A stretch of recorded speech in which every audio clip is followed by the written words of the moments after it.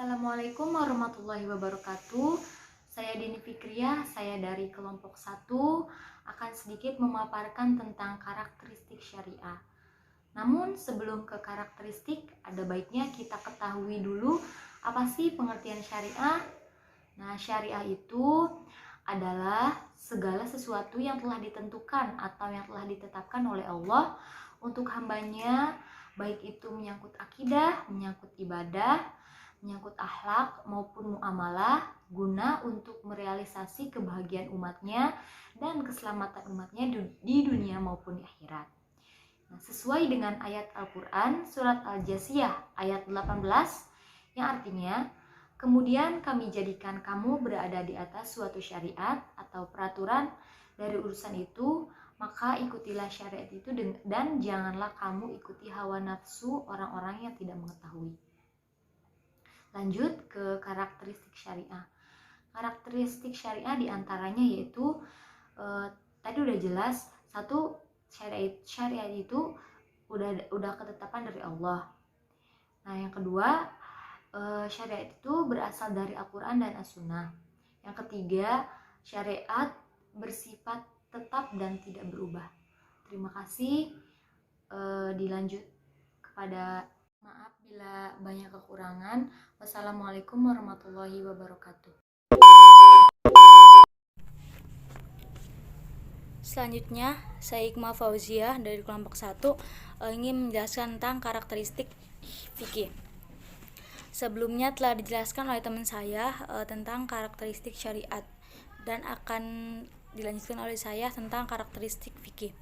Sebelum kita mengetahui karakteristik fikih, kita alangkah baiknya harus mengetahui pengertian fikih itu sendiri. Apa itu fikih?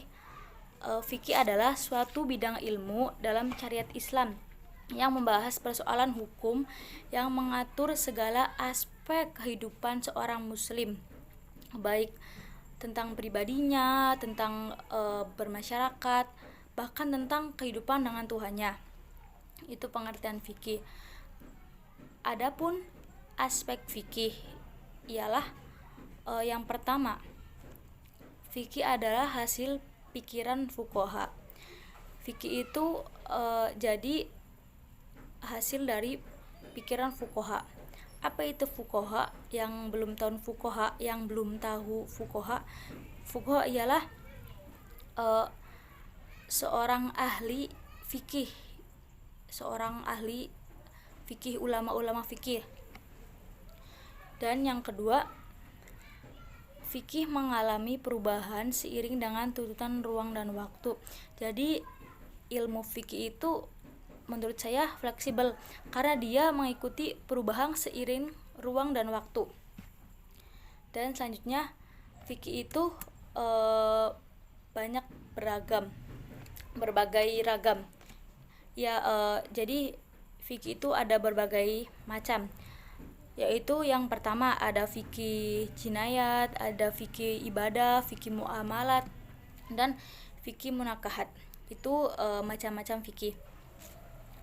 Dan yang keempat, ruang lingkup fikih mencakup sangat luas. Jadi ilmu fikih itu tidak hanya mencakup tentang itu saja.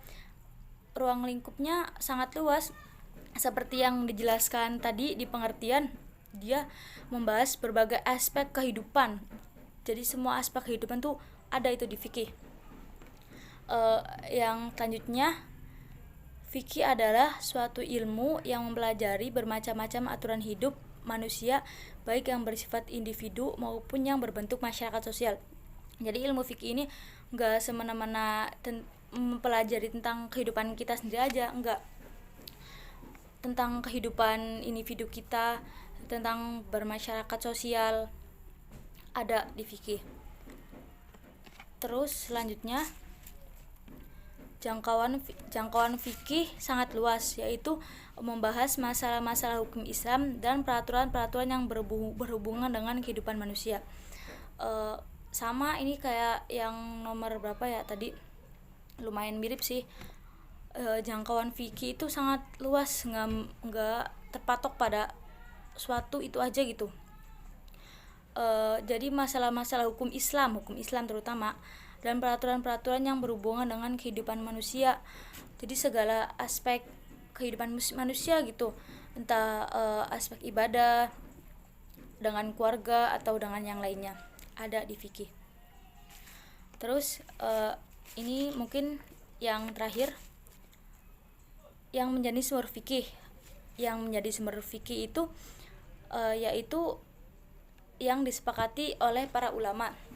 Jadi ulama menyepakati yaitu dengan sumber fikihnya itu yaitu dari Al-Qur'an, sunnah Nabi, ijma dan qiyas. Itu sumber fikih itu diambil dari itu ke tadi Al-Qur'an, yang sunnah Nabi, yang dan ijma dan qiyas. Cukup segitu dari saya, akan lanjutkan selanjutnya. Assalamualaikum warahmatullahi wabarakatuh.